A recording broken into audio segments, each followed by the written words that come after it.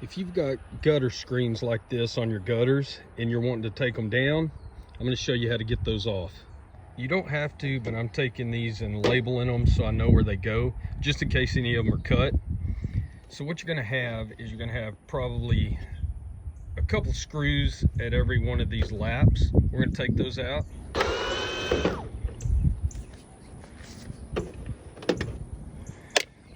I'm just throwing those in a paint bucket.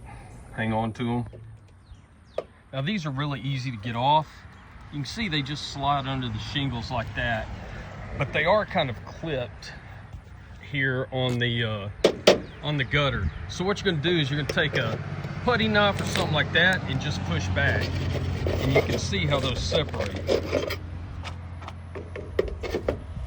You just push that back toward there, lift a little bit, and they pop loose. You can see this one's already loose, so I'm just going to lift it out and pull it back, and that's it. That's all there is to it. We'll just go on down the gutter, taking them apart like that.